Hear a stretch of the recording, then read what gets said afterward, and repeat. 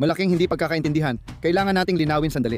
Malaking sandali iyon ng kilabot, hindi lang para sa babae kundi pati sa akin. Pati na rin para sa telebisyon. Hindi talaga angkop kasi nakatayo lang siya doon. May daliri sa katawan. Tapos iniisip ng lahat. Ano ginagawa niya? Parang nagyeyelo lang siya. Ang mga ehersisyo namin ay hindi mga karaniwang ehersisyo sa himnastika. Mapapansin nyo, iba ito kaysa sa karaniwang pag-unat. Maligayang pagdating sa Die Liebscher at ang mga Bracht. Ang podcast kasama sina Roland Liebscher Bracht at Doktora Petra Bracht. Ayan, oras na ulit para sa susunod nating podcast. Gagawa tayo ngayon ng isang paksa na medyo may kailangang tapusin o ayusin. Napansin namin ito sa mga tanong na ibinato sa amin at sa mga pahayag tungkol sa amin. Naiisip naming may ilang hindi pagkakaintindihan. Kaya tatalakayin natin ito base sa aming obserbasyon. At kung meron pa kayong ibang mga tanong na gusto ninyong masagot o ayaw ninyong sagutin, alam nyo na, nandyan ang comment section para dyan. Masaya kaming sasagot pagkatapos. Halimbawa, isang bagay ay ano nga ba ang iniisip ng mga tao?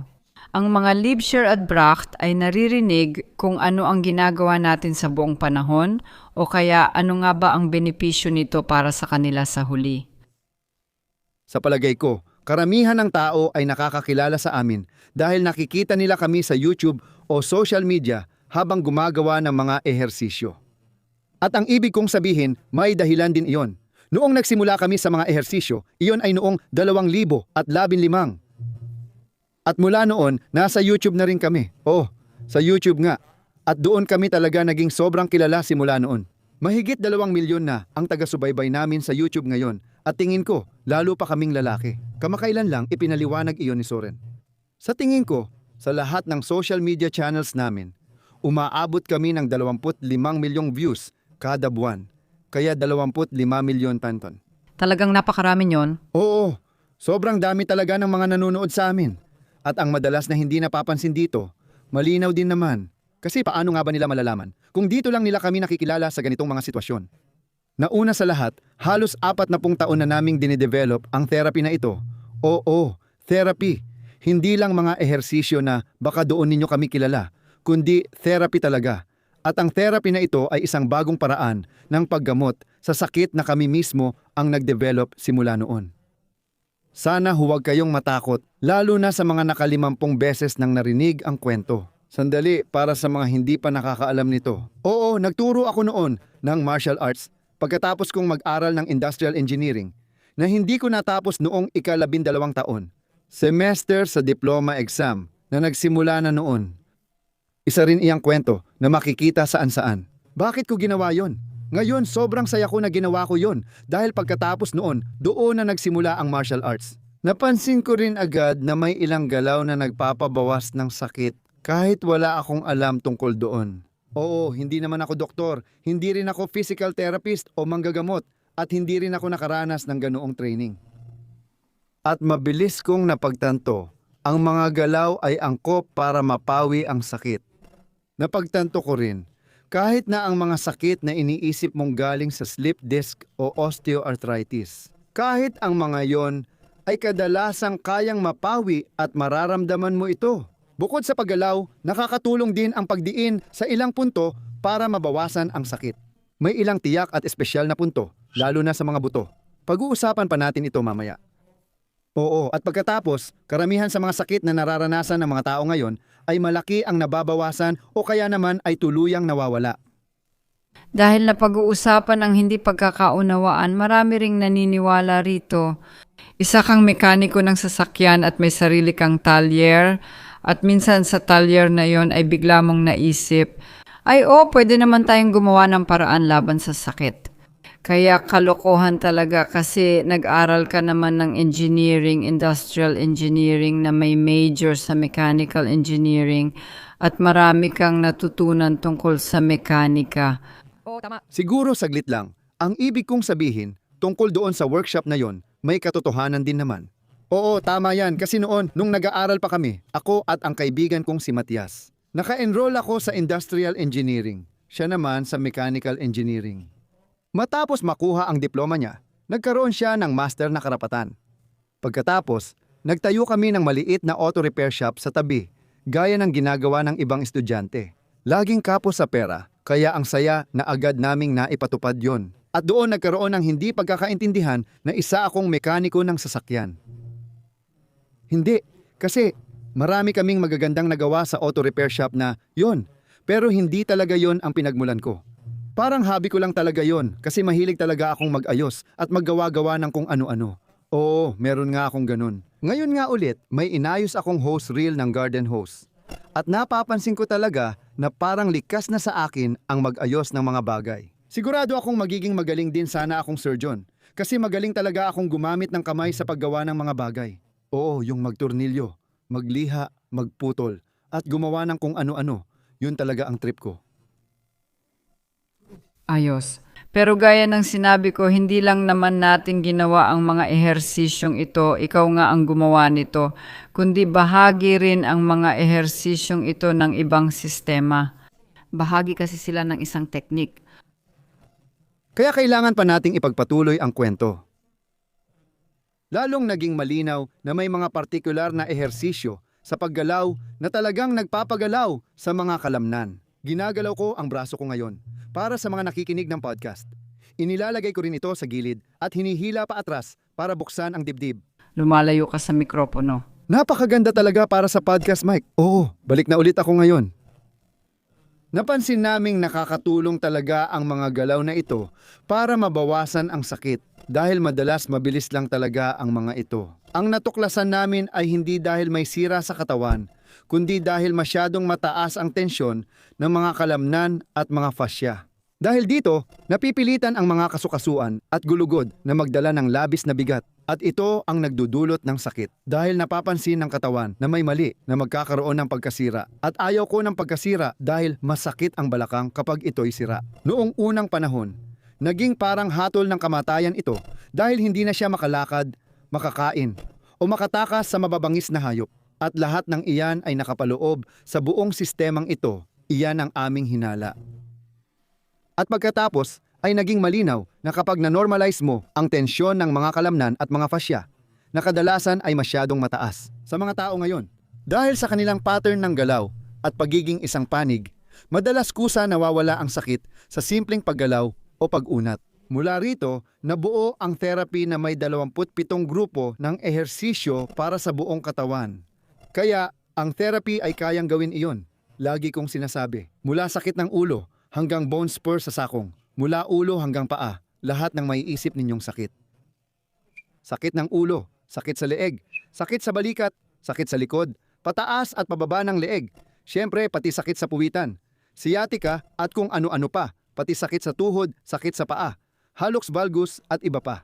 Talagang mula ulo hanggang paa sa buong katawan. Sa karamihan ng mga kaso, maaari naming matulungan ang mga pasyente o kaya naman kayo mismo bilang mga pasyente ay maaaring tumulong sa inyong sarili sa pamamagitan ng paggawa ng tamang mga ehersisyo. At pagkatapos ay dumating pa ang isang sistema na hanggang ngayon ay pinag-aaralan pa rin ng mga therapist.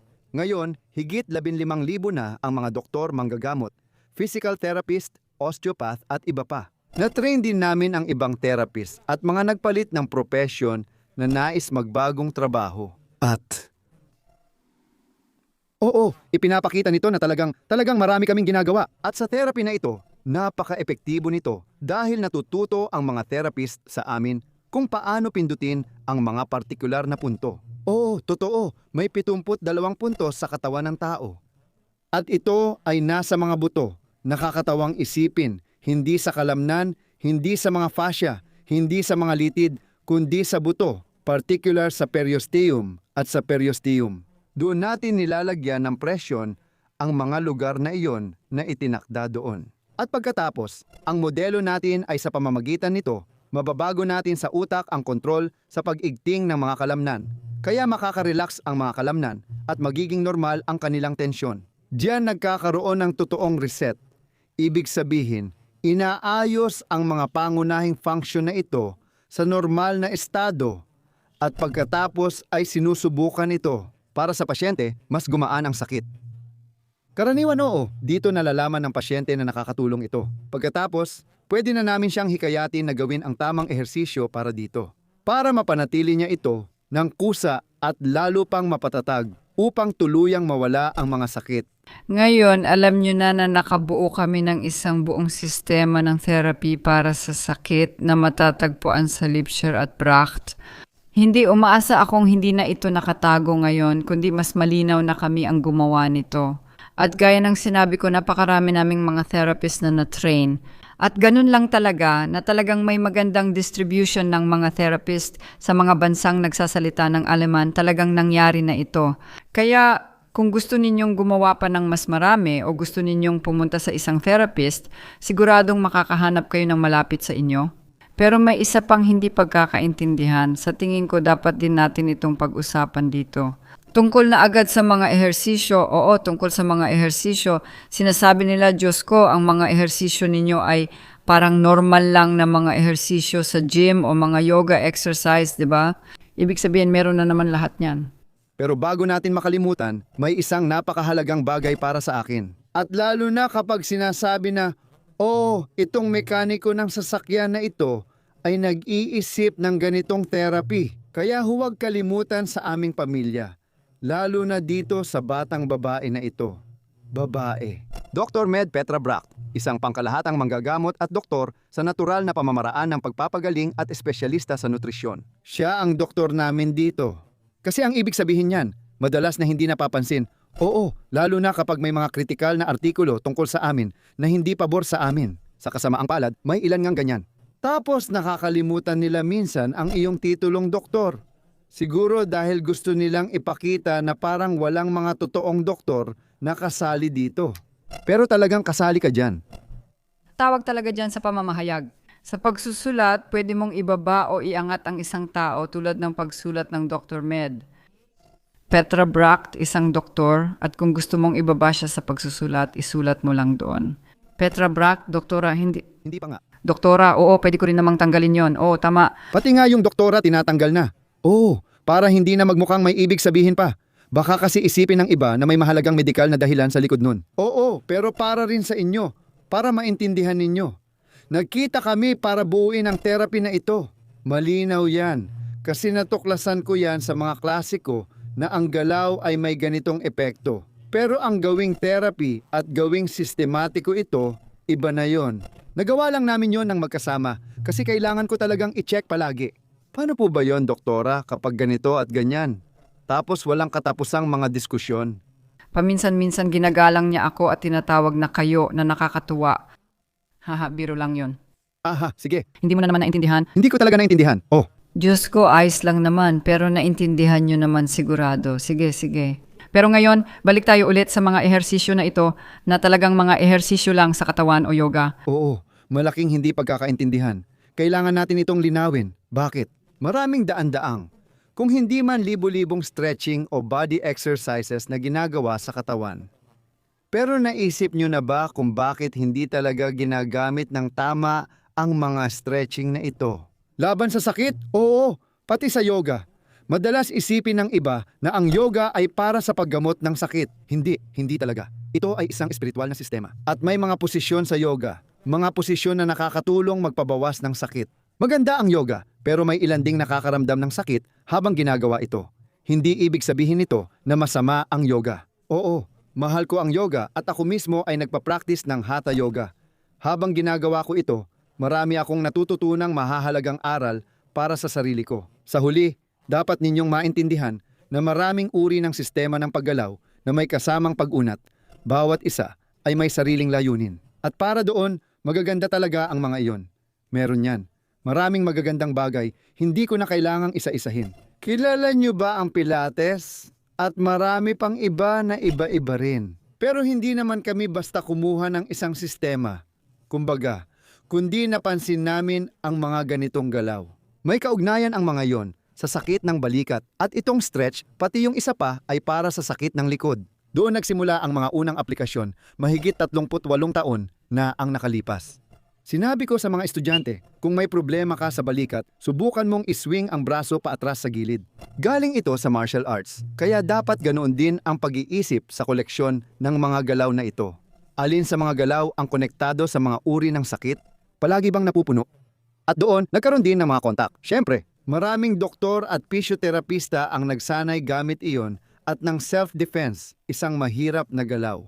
Para sa kanila, hindi dahil sa self-defense, kundi para masanay at magamit ng maayos ang katawan. At syempre, nagkaroon din ng mga diskusyon. Oo, tinanong ko sila, "Uy, bakit natin kayang mapawi ang sakit gamit ang paggalaw?" Oh, baka konektado ito sa mga ginagawa natin dito. Magandang ideya, halos naisip ko na rin yon. Pero bakit nga ba ang ilang galaw ay nagdudulot ng pagbabawas ng sakit? Lahat ng yan ay naging malinaw at lalo pang kapansin-pansin sa pagdaan ng panahon. Ang sistemang ehersisyo na may 27 grupo ng ehersisyo na nabanggit ko kanina, ito na iyon. Masasabi ko siguro na 72 na beses na ito ngayon. Gusto kong sabihin, umabot na ito ng 72 na beses sa nakalipas na 38 taon, 3 beses sa isang taon. Halos ganun nga ang lumalabas. Oo, na-optimize ito at patuloy na pinapaunlad at magpapatuloy pa ito. Kaya yung meron tayo ngayon na pinakamaganda sa ngayon, malamang sa loob ng 2 taon ay mas mapapabuti pa ulit. Dahil patuloy na dumarami ang mga natutuklasan. Dahil ang buong sangay ng pananaliksik na ito, sa pagkakaalam ko ay hindi pa kailanman naimbestigahan ng ganito kasistematiko at kasinsinop gaya ng nagawa namin. Hindi ko sinasabi yan dahil iniisip kong magaling ako, kundi dahil parang napunta lang sa amin ang pagkakataon. Napansin namin na ang mga galaw na may kinalaman sa pag-unat ay nagdudulot ng pagbuti ng pakiramdam at ng pananakit. At mula doon, nakabuo kami ng isang sistema. Kaya ang ginawa namin ay obserbahan ang katawan, kung paano ito tumugon at inipon ang mga iyon. Ang tawag doon ay karanasan. Oo, tama. At pero pwede rin nating sabihin ulit na ngayon nga sinabi natin na merong hindi pagkakaintindihan. Kaya ang mga ehersisyo namin ay hindi mga karaniwang ehersisyo sa himnastika, kundi mga natatanging ehersisyo talaga, oo, talagang espesyal. Sasabihin ko kung ano ang espesyal dito. Gawin mo na. Iyan sana ang hihilingin ko sa iyo. Punto bilang 1. Hindi tayo nag-iinat ng mga kalamnan, fascia, nerbiyos o litid. Ano pa ba ang pwedeng iinat? May ilang tao na nag-iinat ng mga meridyan, pero hindi tayo nag-iinat ng partikular na estruktura o bahagi ng katawan. Sa halip, naintindihan natin kung bakit. Ang sakit ay nangyayari dahil hindi na tayo nakakagalaw ng buo.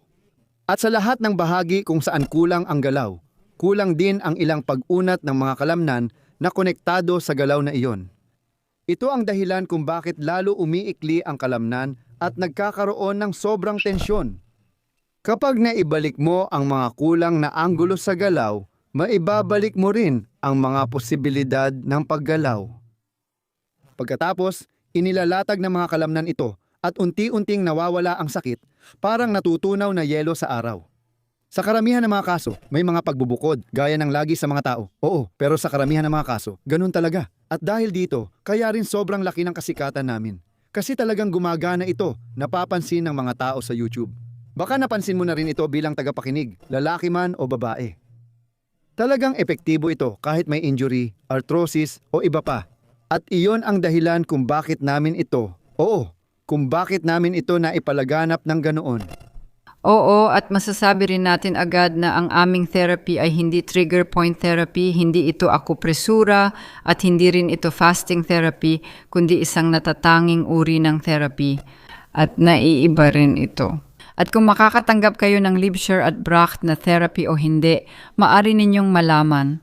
Sa sandaling nasa isang therapist kayo at ginagamot niya kayo sa ganitong paraan. Kaya pinipisil dyan. Katulad ng ginagawa sa trigger points at sa acupressure halimbawa. Pero pinipisil namin sa ibang lugar, hindi kami pumipisil sa kalamnan, hindi sa litid at hindi sa mga fascia. Pinipisil namin sa periosteum, sa balat ng buto. Doon pinipisil at ibang-iba talaga ito, kaya hindi ito katulad ng trigger points. Naranasan ko na ito, maganda at nakaka-relax ang pakiramdam. Parang masahe rin ito, nakaka-relax din, pero mas malakas talaga ang epekto nito. At ayon sa pag-aaral ng utak, may nakaka-relax talaga itong epekto. Ipinaliwanag sa atin ng isang neuroscientist na ang mga reseptor na ginagamit natin sa buto ay direktang nakakonekta sa utak. At doon sa bahagi ng utak na nagpoprograma ng galaw, kung saan kinokontrol ang paggalaw at tensyon ng kalamnan, doon nila na-normalize ang tensyon ng kalamnan. Ibig sabihin, pinapababa at binabalik sa normal ang tensyon ng kalamnan. Maihahambing ninyo ito sa computer. Kapag ni-restart mo ito, bumabalik ulit ang mga function. Ganon din halos ang ginagawa namin. At nangyari na ito dati sa Deutsche Demokratische Republik, nagkaroon na noon ng perios massage. Ibig sabihin, alam na nila noon, pero sa kasamaang palad, hindi na ito itinuturo ngayon. Hindi ko nga alam kung bakit. Kasi mukhang gumana naman ito ng maayos. Minasahe nila ang buto-buto. Narinig ko mula sa maraming mga pisyoterapista dito sa atin na mas mabuting iwasan ang mismong buto. Hindi namin maintindihan iyon dahil alam naming buto ang mismong target para mabawasan ang sakit. At sa sandaling pindutin mo ang mga puntong iyon, may mga signal na pumupunta sa utak at bumabalik muli. At ang pinakamalaking pagkakaiba ng mga normal na manual therapy at ng aming therapy ay nananatili kaming kalmado habang nagte-therapy. Hinanap namin ang punto, gumagalaw pa ang daliri o ang kamay o ang braso at pagkatapos ay natagpuan namin ang punto. At pagkatapos ay nananatili kami sa puntong iyon hanggang sa, sabi nga namin, bumaba na siya. At ang ibig sabihin nito, para sa kalamnan na konektado sa puntong iyon. Pumapasok na siya sa reset, sa normalisasyon ng tensyon, at pagkatapos ay nananatili kami roon ng 1, 2, siguro 3 minuto, kadalasan hindi na mas matagal pa. At pagkatapos ay gagalaw tayo, pero para lang hanapin ang bagong punto. Kaya, kabaligtaran ito at hindi talaga angkop sa telebisyon. May isang tao lang na nakatayo, may daliri sa katawan, tapos iisipin ng lahat, ano ginagawa niya? Naka-freeze ba siya? Hindi mo makikita na nagte-therapy siya dahil tuloy-tuloy ang pagdiin niya sa katawan.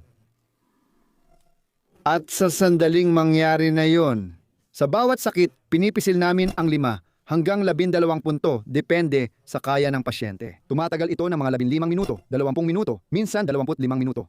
Pagkatapos nito, tinatanong namin ang pasyente, kumusta na ngayon? Kadalasan, mas maganda na ang pakiramdam.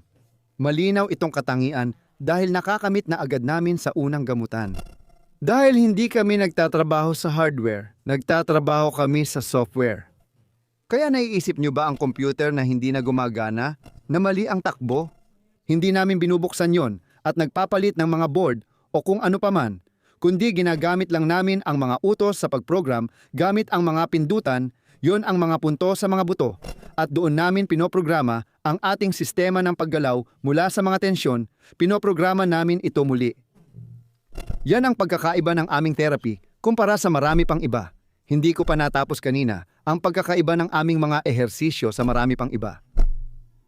Magpalit lang tayo sandali. Pakiulit ang pag-unat na dapat gawin pagkatapos ng therapy para mapanatili ang resulta sa sarili mong responsibilidad.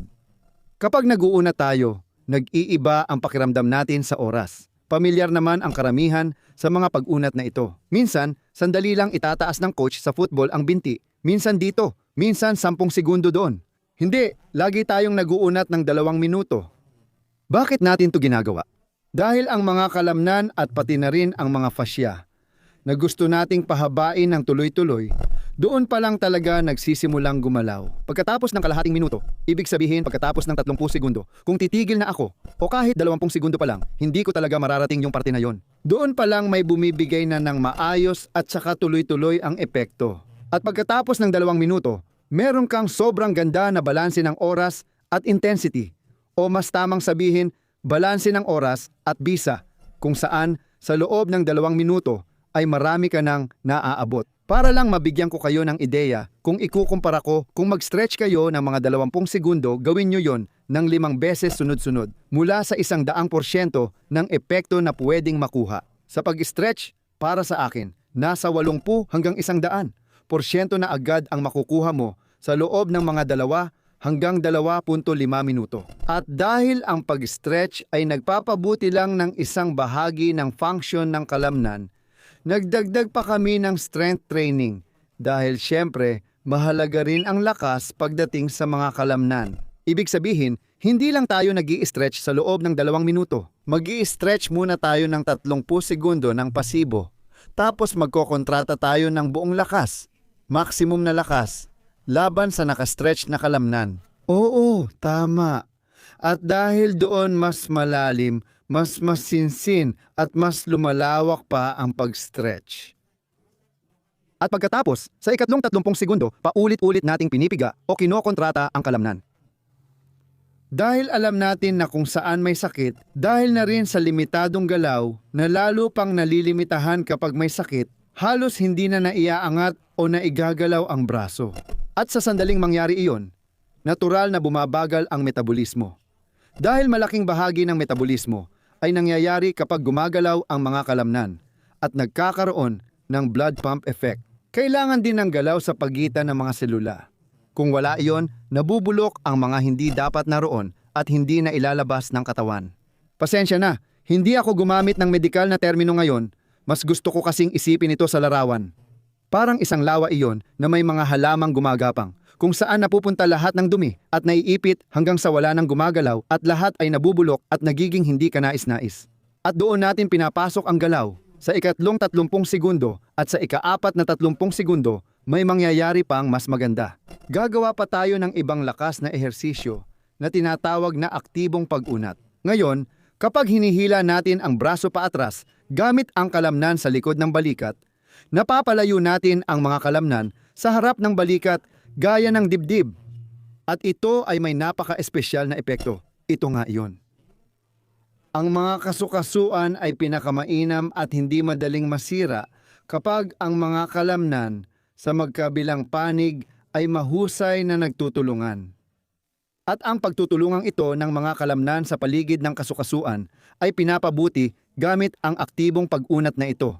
Kaya ito ay isang hiwalay na uri ng pagsasanay. Oo, at mapapansin ninyo na medyo iba ito kaysa sa basta simpleng pag-unat lang. Tama, at ito rin ay May isa pa akong dahilan. Naaalala ko lang ngayon. Kailangan ko lang ilabas. Pasensya na. Iiwan muna kita. Isa pang napakahalagang bagay na mahalaga rin para sa inyo. Para mabilis kayong gumaling sa sakit, meron. Baka nasabi na rin sa inyo. Ang patakaran na palagi kong naririnig at sinasabi rin sa akin. Kapag nag-iinat ka at nagsimula na ang sakit, huminto ka na at huwag mo nang ituloy. Sabi nila, kapag masakit na, huwag mo nang ipagpatuloy. Sinasabi namin na ito ay isang hindi pagkakaintindihan. Ang susunod na hindi pagkakaintindihan, pakiusap, mag-inat ka pa. Tapos medyo masakit, tapos mas sumasakit pa, tapos lalo pang sumasakit, at sa bandang huli mapapansin mong, ay, ayoko na ng masigit pa. At iyan mismo ang hangganan na kailangang hanapin. Iyan mismo ang hangganan kung saan ang isang komportableng sakit ay nagiging negatibo. Kung saan kailangan mo nang labanan ito sa isip o katawan. Hindi dapat mangyari, yon, oo, 2 minuto ang tindi. Ayan, tapos na tayo. Iyan ang pinagkaiba sa karaniwang pag-uunat na may kakaibang epekto. Kaya, kung medyo lilihis muna tayo sa mga hindi pagkakaunawaan, pwede rin nating tingnan ang mga critical na tanong na palaging naitatanong. Isa sa mga madalas itanong at kadalasan ginagamit din ito para maliitin tayo, lalo na kapag nasa media. Itong therapy na ginagawa ni Liebscher at Bracht, wala daw itong basihan sa agham. Diyos ko, grabe naman. Talaga. Nabanggit ko kanina na kapag sanay na kami ng 15,000, higit sa 15,000 katao, karamihan sa kanila ay mga profesional na may kinalaman sa paggamot ng pananakit.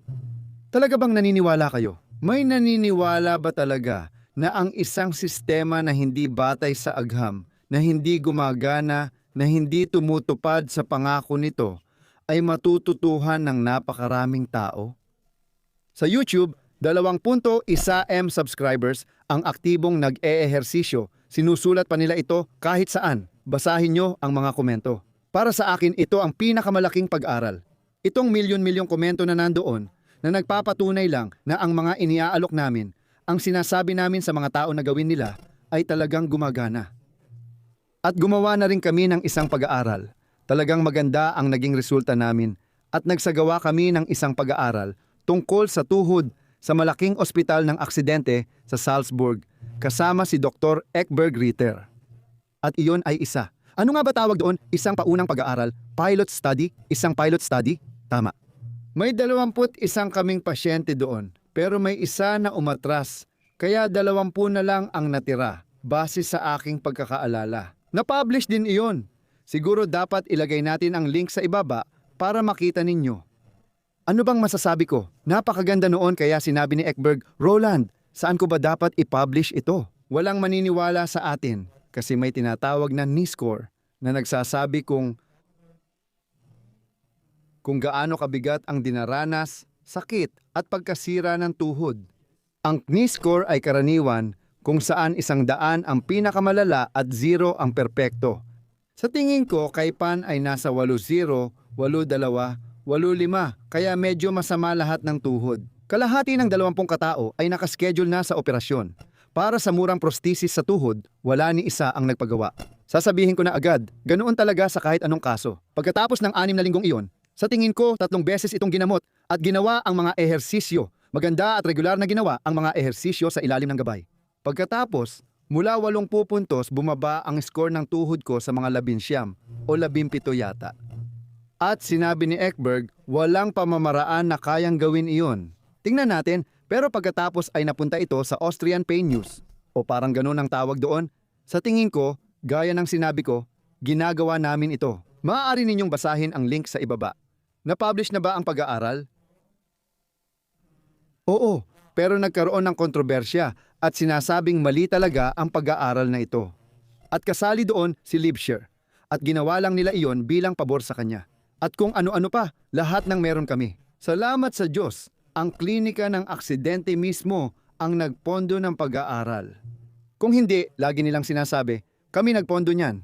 Dahil doon, parang may utang na loob kami sa maganda ang naging resulta.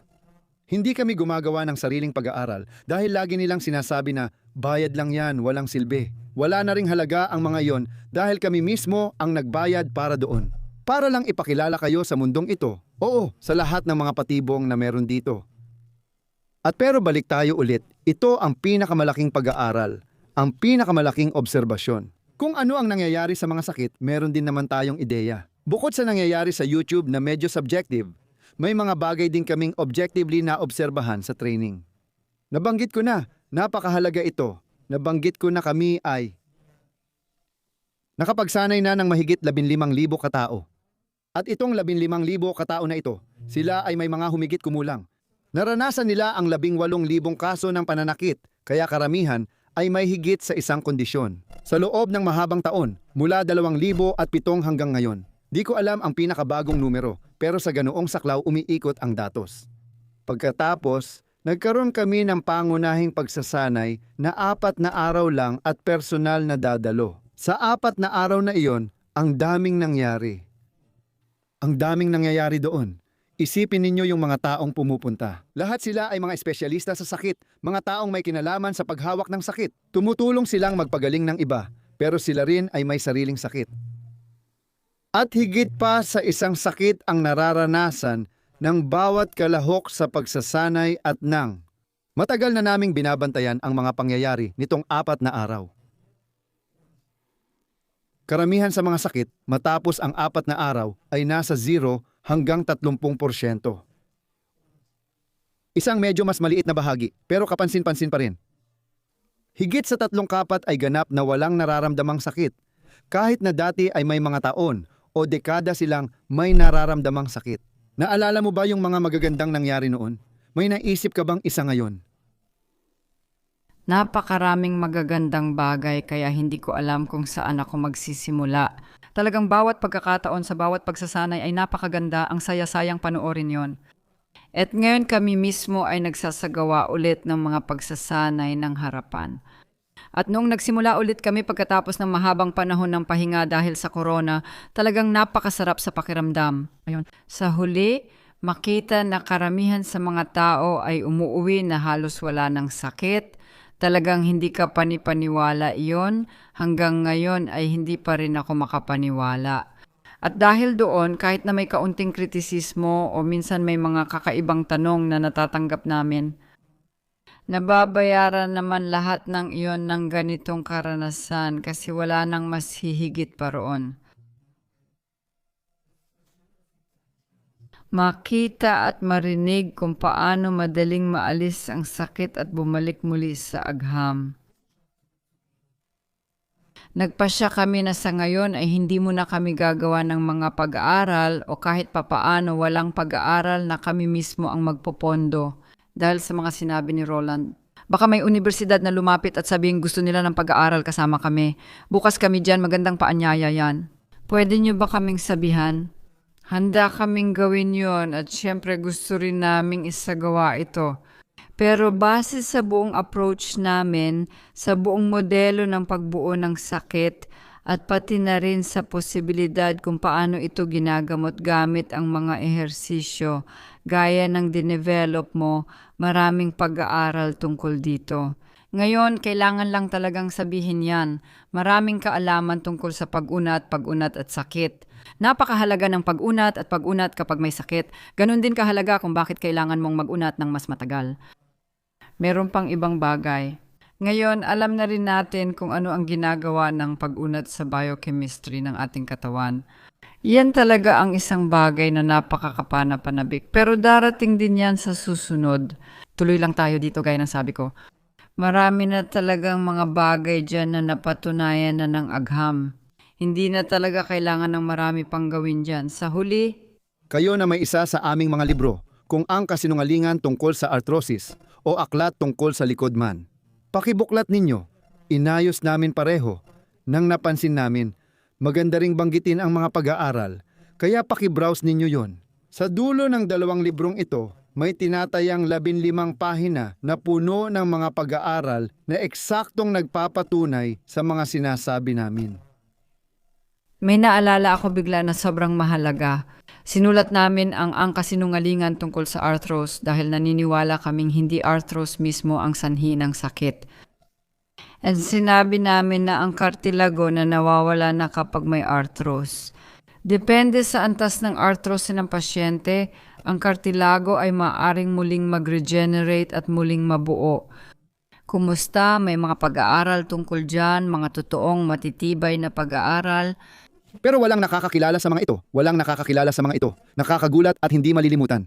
Noong 2069 na taon na ang nakalipas, may grupo ng mga doktor mula Utrecht, Netherlands. Sa tingin ko, si Professor Masbergen ang namuno sa pag-aaral na ito.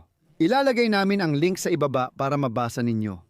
Napag-alaman nila gamit ang ilang mekanikal na paraan na medyo madugo, tulad ng pagbubutas ng buto at paglalagay ng mekanismo. Siyempre naman, napatunayan nila na ang kartilago sa kasukasuan ng tuhod na sinuri nila ay maaaring muling tumubo. Ang mga sumali sa pagsubok ay may kalbong bahagi, ibig sabihin, ika-4 na antas ng osteoarthritis. May natitirang maliliit na bahagi, pero buto na talaga. Pagkalipas ng 6 na linggo, bumalik ang kartilago. Pinagtawanan at sinabihan sila ng masasakit na salita sa Orthopedic Congress.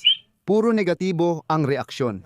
5 taon matapos, naglabas sila ng follow-up na pag-aaral noong 2011 na muling nagpatunay sa resulta. At tumagal din ito sa karamihan at magaganda ang naging resulta. Hindi pa rin sila sineseryoso hanggang ngayon kaya nananatili itong issue. Kadalasan, iniisip ng mga pasyente na ang tuhod ay parang gulong ng kotse kapag sinabihan sila nito. Kapag pudpod na ang guhit, kailangan na nating palitan ng bagong tuhod. Kailangan na nating palitan ng bagong gulong. Kung may magpakita sa inyo ng ganitong larawan habang nagpapakonsulta kayo, pakiusap, umalis na lang agad kayo sa kwarto. Dahil ibig sabihin nito na yung taong nakausap ninyo ay hindi updated sa mga bagong kaalaman. Ang gusto naming sabihin ay, ilang taon na ba naming sinasabi ito? Mga 25 taon na ba? Hindi bumababa ang kaso ng pagtubo muli ng kartilago dahil palagi itong nangyayari. Maging mga therapist at pasyente, napansin nila ito sa sarili nila pagkatapos gawin ang mga ehersisyo. At lalong naging malinaw na posible ito. At maaga pa lang ay napansin na rin namin ito at ito ay isang mahalagang punto. Tama talaga iyon. Ano nga ba ang tawag doon kapag may dumating na bago na hindi inaasahan ng kahit sino? Isang kaalaman. Tatawagin ko na lang itong isang napakagandang kaalaman. Iyon yon. Hindi talaga namin naisip yon simula pa lang. Kasi akala ko palagi kapag may isang tao. Sa ika-4 na antas ng osteoarthritis. Pero sa una hanggang ika-3 antas, wala namang issue.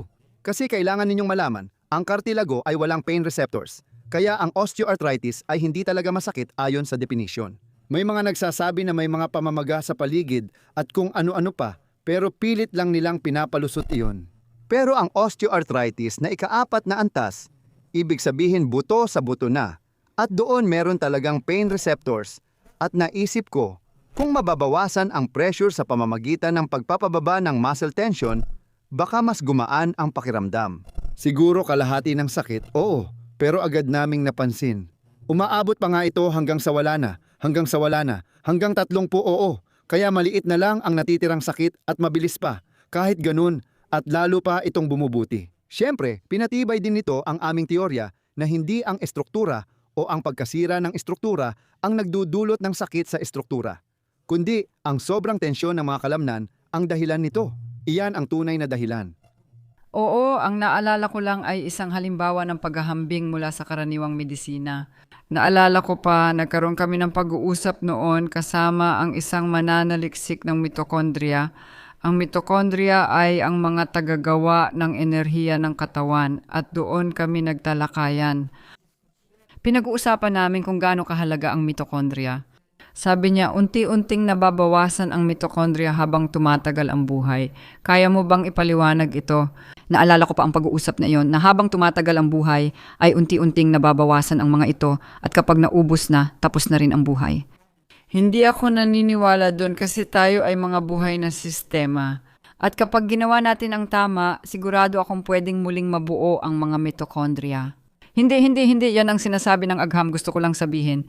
At napatunayan na namin yan. At hindi totoo yon. And ngayon sa tingin ko mga 15 taon na ang lumipas. Ngayon, masasabi ko lang talaga pagtatawanan siya kung sasabihin niya yan. Dahil napakalinaw na sa pamamagitan ng paggalaw, tamang nutrisyon at pati na rin sa mental na kalusugan, kaya nating maibalik ang napakaraming mitokondria. At saka pati na rin sa pamamagitan ng pag-unat. Pero binanggit ko lang yan bilang dagdag. Talagang nakakatuwang isipin ito kasi hindi nyo dapat kalimutan. May katotohanan ngayon pero maaring magbago ito bukas. Isang katotohanang may basehan sa agham, pero maaari rin itong magbago bukas. Oo, at lahat ay nagsisimula sa karanasan at kalaunan ay napapatunayan ang mga iyon at nagiging tanggap na tulad ng ilang mga paraan ng therapy na gumagana rin. Pero may mga bagay din na talagang mali at kailangan mo ring tingnan na mali talaga ang mga iyon. Kaya alam na talaga namin mula pa sa simula na ang arthros ay nangangahulugang pwedeng mag-regenerate muli ang kartilago sa kasukasuan.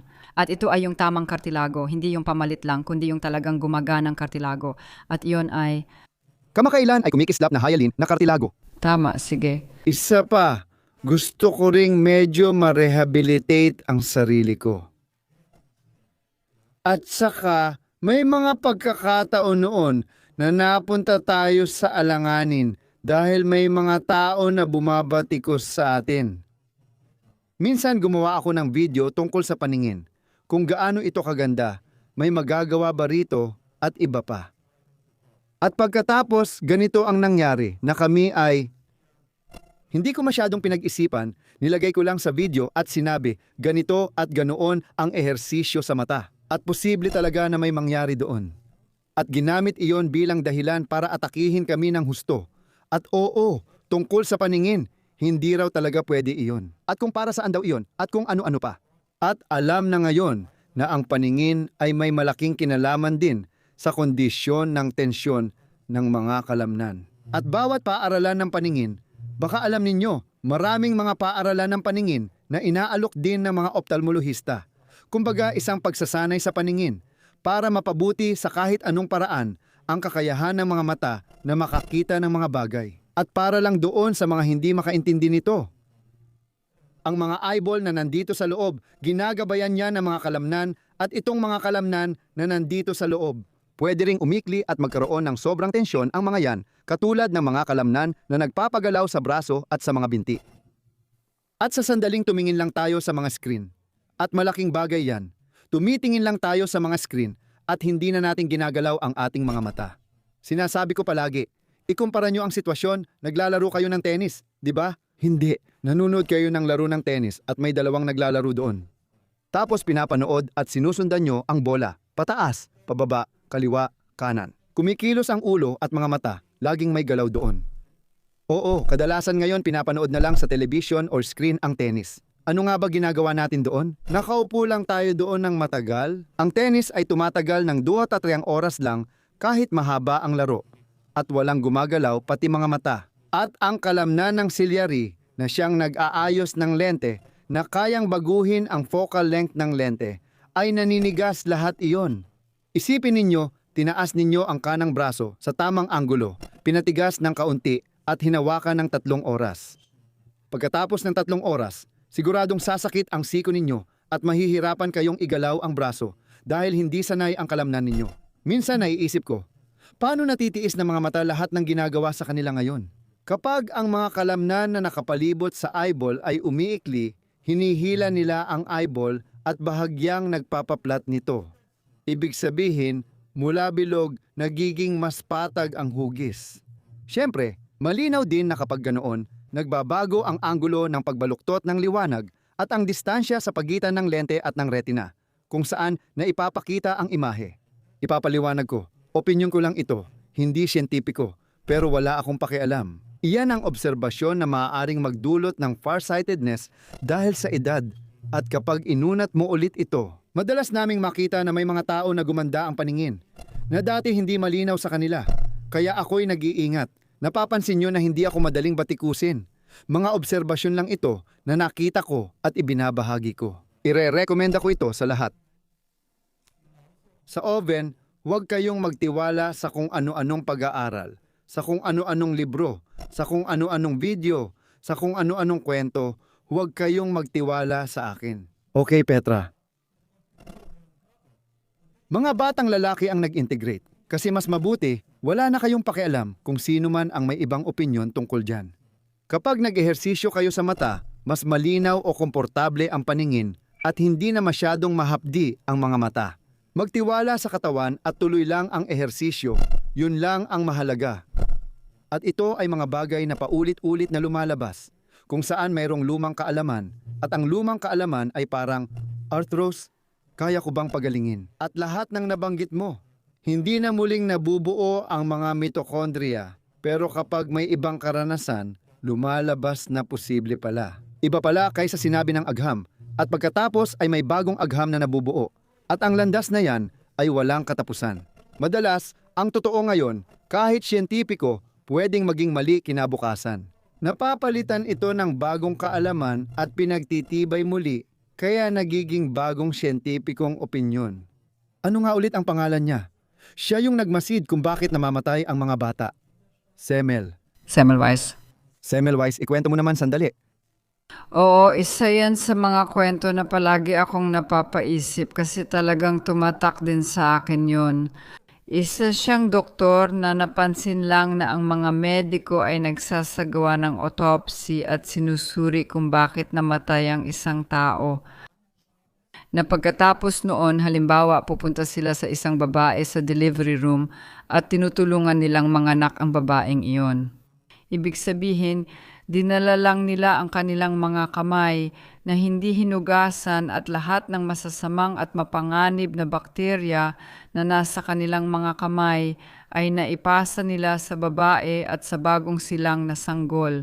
At napansin niya ito at sinabi niya, "Uy, sa tingin ko, isa sa mga pangunahing dahilan kung bakit namamatay ang mga ina sa delivery room at mataas ang bilang ng namamatay na sanggol ay dahil sa hindi magandang kalinisan." Sinabi niya, maghugas kayong lahat ng kamay. At talagang marami siyang ginawa para dito at ipinaglaban niya ito. At siya ay pinagtawanan. Inatake siya ng matindi ng kanyang mga kasamahan kaya siya ay napunta sa psychiatric hospital at talagang nalungkot siya doon. Hindi niya naranasan na ito na ngayon ang pamantayan sa medisina na tuwing hinahawakan ang mga pasyente, lalo na sa operasyon, ang kalinisan at hygiene ay pinakamahalaga para sa matagumpay na operasyon. Kung iisipin mo kung ano ang kinailangan niyang pagdaanan para dito. Pero siya ay gumawa ng napakalaking bagay at hinding-hindi siya makakalimutan. Siguradong sigurado iyon. Parang ano nga ba? Posthumous na na-rehabilitate siya. Ganun na rin siya dati. Pero ngayon, Wala pang naniwala noon. Oo, totoo, nakakagulat talaga. Huwag agad maniwala sa lahat, kahit pamantayan sa agham, dahil maaaring magbago ito kapag may bagong tuklas. Isa pang halimbawa para sa inyo ay ang neuroplasticidad. Noon, iniisip ng mga tao na ang utak ay ganap ng nakatakda ang mga tungkulin, na itong bahagi na ito ay para dito, at yung isang bahagi ay para naman doon, at walang pwedeng magpalit o magbago.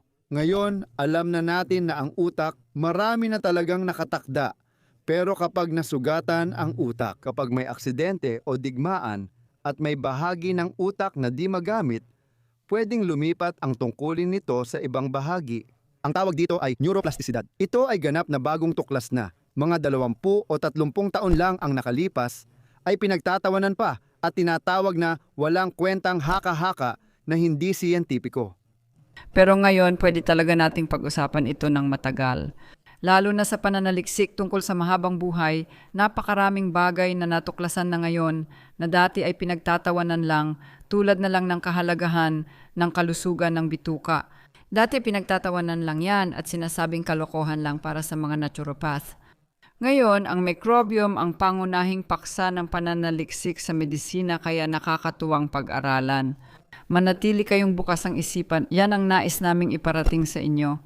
Kung interesado kayo dito, mahabang magandang buhay, tungkol ito sa pagkakaroon ng mahabang buhay, tungkol sa longevity. Lumabas lang ito hindi pa ganun katagal.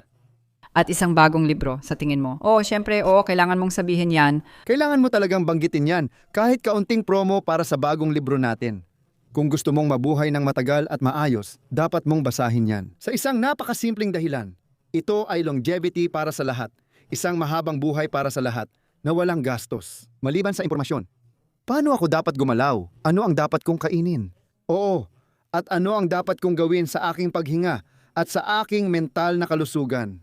At pagkatapos, marami talagang dapat tuklasin tungkol sa kung ano talaga ang gusto nating gawin sa sakit. Oo, gusto natin. Habang tumatanda, nais nating maging walang sakit, mas maliksi at mas malusog. Nangyayari ito sa lahat ng bahagi ng buhay.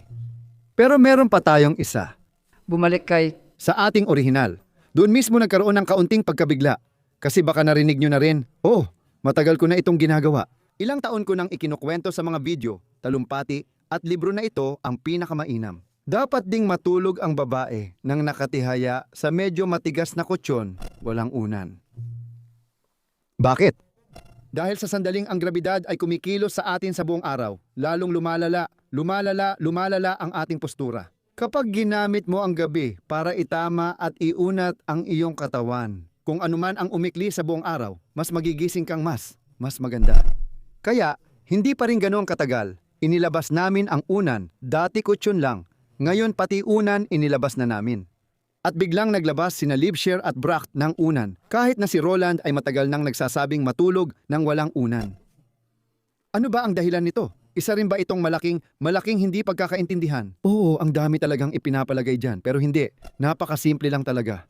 Hindi ko rin alam kung sino sa inyo ang nakaranas matulog ng nakatihaya. Maraming tao, lalo na yung medyo may edad, maikli ang leeg at di maganda ang postura.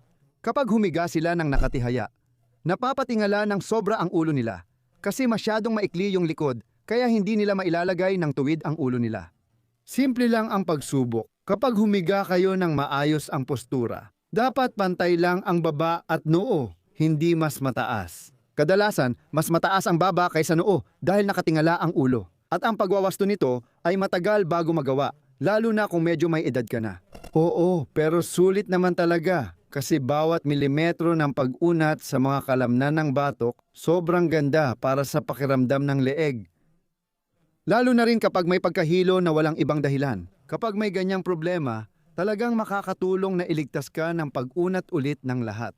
Oo, at napansin namin na nahihirapan ang mga tao dahil kailangan nilang iunat ang ulo paatras. Doon namin naisip gumawa ng training na unan. Alam nyo naman, ang mga pangligtas natin ay pantulong lang para mapadali ang pagkawala ng sakit nyo. Yan talaga ang dahilan kung bakit namin ginagawa ito at kaya namin dinisenyo ang unan ng ganoon. Mayroon itong dalawang setting na mga insert, ibig sabihin dalawang bahagi sa loob at pwede mong unti-unting ibaba ang taas nito. At magkaiba rin ang lambot ng dalawang bahagi. Ibig sabihin, magkaiba ang tigas nila Kaya sa huli may 3 o 4 na taas kang mapagpipilian. Dahil sa tamang paghiga na bahagyang nakaunat ang ulo at suportado ang batok, napakaganda ng karanasan. At ang unan ay talagang ginagamit para magamit mo ito habang natutulog sa gabi para masanay ang leeg mo na maging tuwid at relaxed ang batok mo. At kapag nakarating ka na sa pinakababa at bago itong karanasan para sa akin, hindi mo dapat itabi o alisin ang unan na iyon.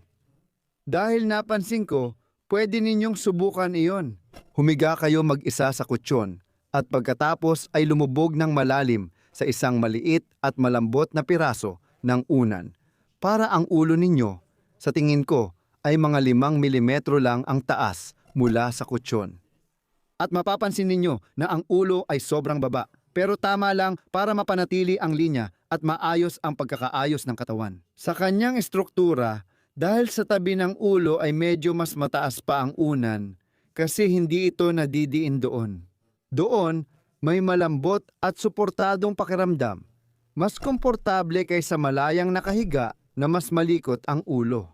Doon, nakapahinga siya ng maayos sa pinakamalalim na posisyon, pero sabay na napakalambot at napakakomportable ng pakiramdam.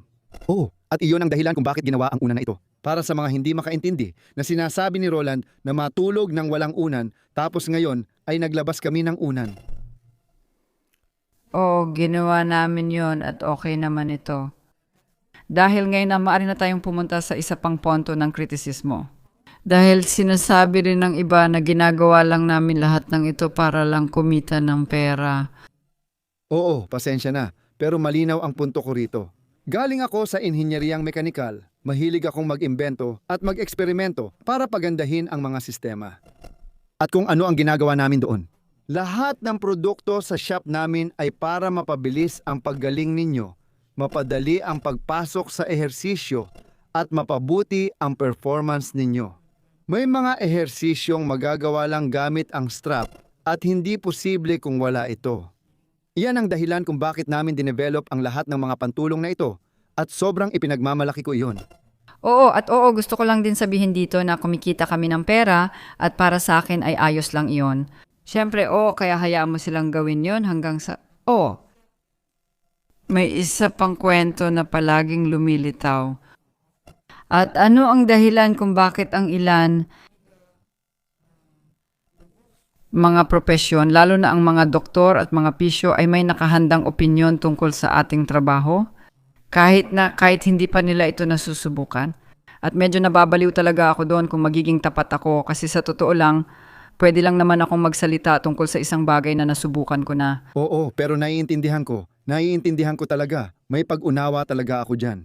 Kasi inilalagay ko ang sarili ko sa kalagayan ng iba. At pagkatapos, naroon ang isang doktor o isang pisyo na talagang nagsikap at pinag-aralan ng husto ang itinuro sa kanila at ginagamit nila iyon sa kanilang gamutan. At may dumating na mag-asawa, mabait at maganda. Ikaw at ako, dumating tayo at sinasabi natin, pakinggan nyo kami, mga tao. Maraming sakit ang nagmumula sa ibang paraan kaysa sa iniisip ninyo. May mga bagay na hindi napapansin, na sa huli ay hindi mo makikita sa mga X-ray, magnetic resonance imaging at computed tomography scan. At iyon ay ang pagkapit ng mga kalamnan. At iyon talaga ang totoong dahilan. Para sa mga taong matagal nang nagtatrabaho ng ganito, sinasabi nila na, okay, may sakit dyan. Ano na naman ang sira? Lagi nilang tinatanong kung ano ang sira. At dahil dyan, ginagawa rin ang mga kuhang ito. At nakakatawa, sa mga kuhang ito, madalas wala naman talagang nakikita. Na isa ring palatandaan na yung sinasabing sira ay hindi talaga ang dahilan ng sakit. Pero naiintindihan ko naman iyon. Iba talaga ang paraan na ginagawa natin dito. Nakawala na tayo mula sa buong kalagayan ng estruktura. Hindi natin tinitingnan kung ano ang sira sa katawan, kundi tinitingnan natin kung saan. Sobra bang humihila ang mga kalamnan? At kahit sa mga pagkakataon na may nasira talaga sa katawan na nagdudulot ng sakit, madaling malaman yon, simple lang. Ino-normalize natin ang tensyon ng mga kalamnan. At kapag nawala na ang sakit o mas gumaan na ito, nasa tamang landas na tayo. Kung hindi, pwede pa naman natin gawin ang lahat gaya ng magnetic resonance imaging at computed tomography scan at tingnan kung ano ang maaaring sira doon. Pero naiintindihan ko rin na ang matagal nang nagtatrabaho ay mahihirapang tanggapin ang ganitong simpleng paliwanag. Sa mga sakit, sobrang higpit ng kalamnan ang nagdudulot ng sakit ng ulo, likod, tuhod at balikat. Na talagang mabibigla ka muna doon. Oo, kasi naiisip ko na mararamdaman talaga ng mga taong iyon na hindi sila sineseryoso. Baka talagang nagpakahirap sila doon. Nag-aral ng husto tungkol sa biochemistry at cell biology at kung ano-ano pa. Talagang pinaghandaan nila. Neuro, bakit ka tumatawa? Hindi ako sigurado kung pinag-aralan talaga nila ang biochemistry, parang hindi naman. Oh, yun lang ang naiisip ko ngayon. Pero ginawa nila kung ano ang natutunan nila, kung saan sila komportable. Sa tingin ko, yun na nga, kasi palaging ganun, at yun ang nakasanayan nila, palaging ganun, oo, at kung ano ang nakasanayan nila. Lagi namang medyo delikado kapag sumusubok ka ng bagong landas, kasi hindi mo naman alam kung ano ang itsura ng daan, kung saan ito patungo, at kung ano-ano pa. At kaya mas pipiliin mo na lang manatili sa nakasanayan mong direksyon. At sigurado ka pa dahil may mga gabay na sinusunod para sa paggamot ng mga particular na sakit, pati na rin sa paggamot ng pananakit. At madali lang kasi kapag may tinitingnan kang bago, hindi mo talaga alam kung ano ang kalalabasan. At dagdag pa dyan, Ibig mong sabihin, yung takot na makita mo pa lang. yung takot. At gusto ko lang din sabihin na dagdag pa doon, yung takot na kapag tiningnan mo, bigla mong mapapansin na gumagana pala ito. Oo, halimbawa, hindi ko naman talaga kailangang magpa-opera ng madalas kasi mawawala rin naman ang sakit sa ibang paraan. Isa pa yan, hindi naman talaga ganun kadali ang lahat ng ito.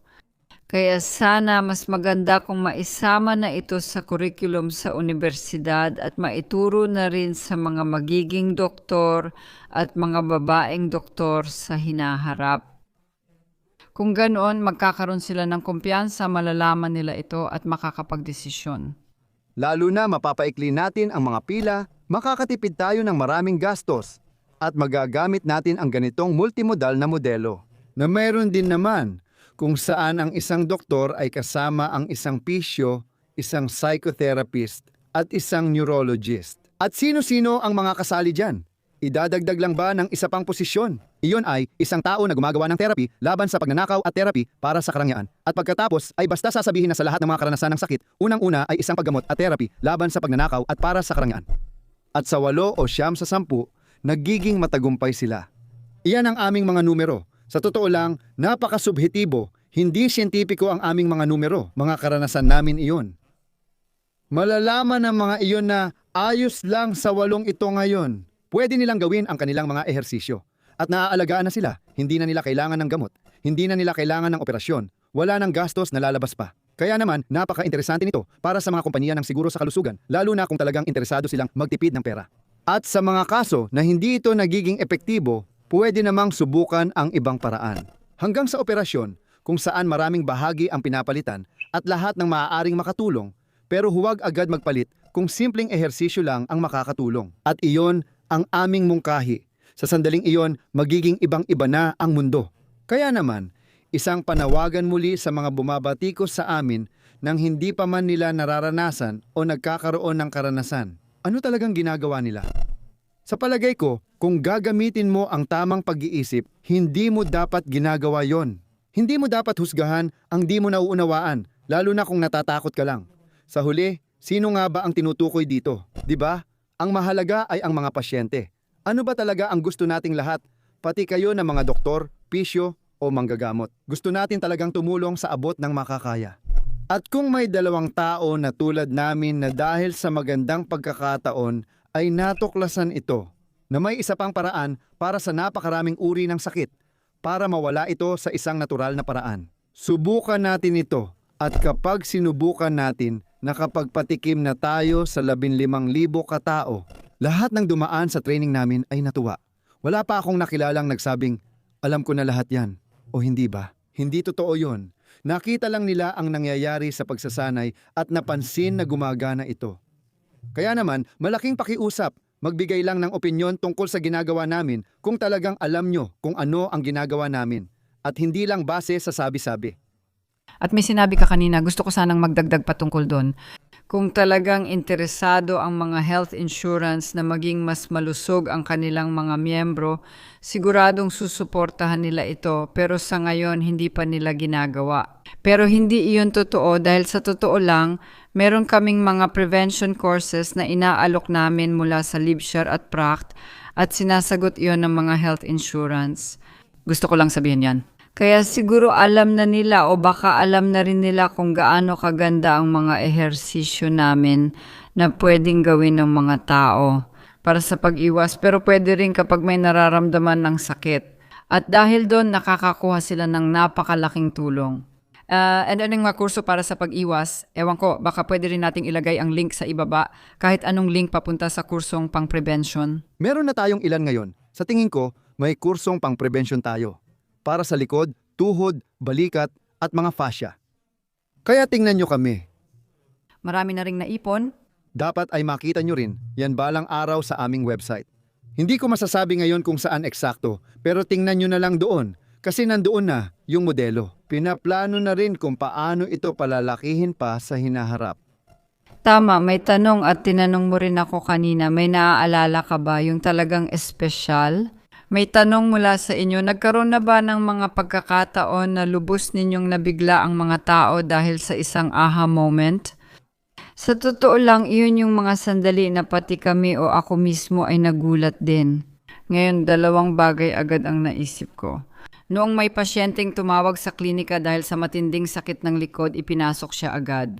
Hindi ko na talaga makakalimutan yon. Naalala ko pa, hindi siya makagalaw noon pero pagkatapos ay normal lang siyang lumakad palabas. Ayokong pahabain pa ito kasi naikwento na namin ito dati. Naging aha moment yon para sa kanya, sa amin, at sa lahat ng pasyente sa klinika. Yun ang isa. Pagkatapos, habang nasa mga seminar kami, hindi lang iyon nangyari minsan. Pero naaalala ko pa yung isang sitwasyon na may dumating na tagapakinig na may saklay at hindi talaga makalakad. Tinanong mo kung laging may nagdadala ng sakit at kung ako ba dapat iyon. Sa huli, pagkatapos ng talumpati, dapat ko ba siyang pindutin sa ilang partikular na bahagi at tingnan kung may mababago tayo? At pagkatapos, ginamot mo ang babaeng iyon at pagkatapos ay tumayo siya at pagkatapos ay tumulo ang mga luha at pagkatapos ay naglakad siya ng walang tungkod. Kasi sa sandaling iyon, dahil sobrang nagulat siya, nakalimutan niyang kunin ang mga iyon. At yun ay isang malaking sandali ng kilabot. Hindi lang para sa babae, kundi para rin sa akin at sa iyo. Oo, syempre rin, alam ko yan, pero gusto ko lang talagang ikwento mula sa sarili kong karanasan at ganun nga yon. Tunay na gabi ng talakayan yon. Pagkatapos noon, maraming therapist ang sumailalim din sa aming pagsasanay dahil talagang kamangha-mangha yon. Talagang napakagagandang mga sandali ang nangyayari doon. Sa kasamaang palad, may isang bagay na hindi namin nagawa sa 18 taon ng pagbibigay ng pagsasanay. Kung naisulat lang namin lahat ng mga kwento na naranasan namin sa mga seminar, sa mga pagsasanay, siguradong makakabuo kami ng isang napakakapal na libro. Siguro okay lang na hindi namin yun naipon kasi wala namang maniniwala. Pero siguro ulitin ko lang. Kasi ang tanong nga ay, ikaw pala ay pangalawa na, tama ba? Hindi. Yung mga aha moment lang talaga, sasabihin ko na lang kung ano talaga. Yung mga aha moment na yon ay mas madalas mangyari kaysa maging mga bihirang pagkakataon lang. Karamihan ng lumalapit sa amin ay nasabihan na wala nang magagawa sa kanilang mga sakit. Tapos na raw ang gamutan at kailangan na lang daw nilang uminom ng gamot, mga pampawala ng sakit para mapigilan o maibsan yon. Pumupunta sila dito na parang, sige, susubok ulit. Sa maraming pagkakataon, gumagana ito at nababawasan ang sakit. Hindi nila inaasahan kaya may mga tunay silang aha moments na hindi nila agad maintindihan. Madalas ko na rin maranasan yan. Nakatayo lang ang mga tao at sinasabi, Felix Shabak, pinindot lang nila ang ilang punto. Bakit nawala ang pananakit ng likod ko? Napapansin kong hindi nila talaga maintindihan ang nangyayari. Meron din kaming ilang mga YouTube video sa internet kung saan magkasama kaming nagpagamot ng mga pasyente. Tama, tapos sinilip din namin ulit kumusta na sila pagkatapos ng ilang linggo. Oo, kasi pagkatapos ng gamutan ay maganda agad ang pakiramdam kaya laging interesante. Pero kapag nakita mo kung ano ang nangyayari pa rin sa mga pasyenteng ito makalipas ang ilang linggo, napakasimple lang. Talagang napakaganda makita yon at dahil doon talagang kamangha-mangha ang trabahong ito. Siguro para sa inyo ulit, kung nararamdaman nyo na parang, grabe, kinukwento lang nila yan. Totoo ba talaga yan? At may mga pagdududa kayo? Seryoso, pakiusap lang talaga. Nasabi ko na, subukan nyo lang, wala namang masama. Ang maganda dito, kapag kailangan mong magpa-opera, pwede mong pag-isipan, tao, gagawin ko ba talaga ang operasyon? Kahit isang iniksyon, tao, magpapa-iniksyon ba ako sa tuhod ngayon? Baka magka-impeksyon o makakuha ng mikrobyo, ewan. Pero sa atin, konting pisil at galaw lang. Tapos may kaunting ehersisyo. Oo, kaya wala talagang masamang mangyayari. Maliban na lang kung ang pinakamasama ay manatili itong ganito. Pero kahit papaano, sinubukan mo na. 'Di ba, Ginang? Dahil dito, pakiusap, subukan ninyo ito, lalo na sa mga walang karanasan. At kung may kilala kayong mga tao na hindi naniniwala na posible ito dahil sobrang dali lang. Oh, parang imposibleng ganun lang kadali. May kasabihan nga, 'di ba? Totoo raw ay simple o ang simple ay totoo. Parang ganun. Madalas yang sinasabi. Kaya pakiusap, subukan nyo talaga ito. Pero kung halimbawa talagang nakinig kayo ng mabuti at naisip nyo, Diyos ko, pati yung mga salitang bored, tapos, pero malamang may laman talaga yon. At yung pagdududa na baka meron ka, medyo nawala na yon. At iniisip mo ngayon, oo, susubukan ko na, pero hindi ka sigurado kung saan ka magsisimula, paano ka magsisimula.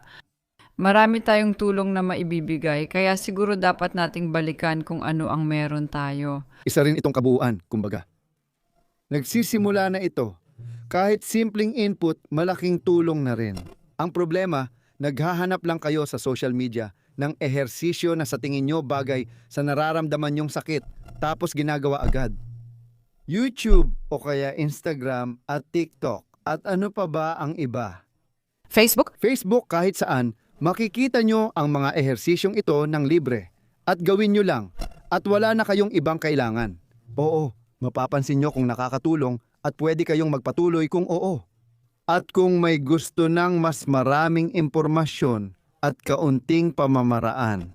Arthur's Lie, ang librong tungkol sa likod na walang sakit at maliksi kahit tumatanda at ngayon ang mabuting pamumuhay. May ginawa ako dyan. Sa aking larangan ng paggalaw, oo, pati na rin sa iyong larangan ng nutrisyon, na mayroong tayong 7 ehersisyo. Nilikha ko ang 7 ehersisyong ito at pinagsama-sama at espesyal na inayos para sa pamamagitan ng 7 ehersisyong ito ay natutugunan ang buong katawan. At hindi ko pa ito nagawa noon. Kasi sinabi natin na 3 o 4 na ehersisyo para sa balikat, 3 o 4 na ehersisyo para sa balakang o balakang at iba pa.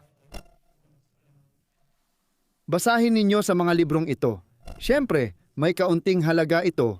Basahin ninyo, hanapin ang lahat ng ehersisyo at subukan ninyo. Ang susunod na antas ay maaring ang app na sa app may bayad ito.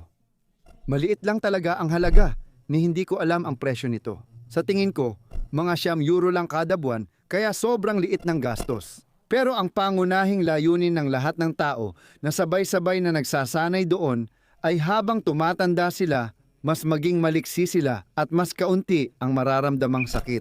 Kumbaga, yung iniisip ng lahat na normal lang na kapag lampas 70 ka, na mas madalas kang makaramdam ng sakit at mas kaunti na ang galaw mo at kung ano-ano pa. Na pwede nating baliktarin yon. Kailangan lang nating maglaan ng 10 o 15 minuto para gawin ito. Sa app, maayos na nakaayos ang mga ehersisyo para sa bawat bahagi ng katawan na may sakit. Kaya pwede kayong makatulong sa sarili nyo laban sa sakit. Pero tuwing umaga, may 7 hanggang 8 minuto ng ehersisyo na para sa buong katawan, sabi nga namin, para maging mas malakas kayo mula ulo hanggang paa. At ang layunin ay makasayaw at makapaglaro ng football kahit 79 na taon na. Tama! At syempre, yung therapy din. Tama, gusto ko ring sabihin na may mga therapist tayo. Kung mas gusto ninyong may kasama kayo, lalo na sa simula, pwede kayong lumapit sa isang therapist. Puntahan ninyo siya 1 beses, 3 beses, 5 beses, depende sa gusto ninyo, depende sa kagustuhan ninyo. At sasamahan muna kayo ng therapist hanggang sa maging kumpiyansa kayo na kaya ninyong magpatuloy ng mag-isa, Kasi iyon talaga ang layunin namin, na matulungan kayong matulungan ang inyong sarili at ma-motivate kayong ipagpatuloy ito. Para kapag nagkasakit kayo at gumaling, hindi na ito bumalik. At dahil sa dagdag na ehersisyo, hindi na lumitaw ang ibang sakit. Sa huli, nais naming makasama kayo habang buhay sa pamamagitan ng libreng bagay at iba pang mga bagay. Teka, nakalimutan natin si Rete. Nakakatulong din ang mga yon para mas magawa ninyo ng maayos ang mga ehersisyo. Gusto naming samahan kayo at maaari ninyo itong ma-access ng libre o kung minsan may kaunting bayad. Kung kayo ay nasa therapy, sisiguraduhin naming makuha ninyo ang eksaktong kailangan at gusto ninyo. At ang pangunahing tip ay subukan ninyo ito. Huwag maniwala kanino man maliban sa inyong katawan at sa inyong pagiging walang sakit. Oo. At kaya naman sobrang saya kung sasali ulit kayo sa susunod at kung magbibigay kayo ng rating kung nagustuhan ninyo ang podcast na ito sa Apple. Tama, Spotify at Apple. Naiintindihan ko na. Paalam. Paalam.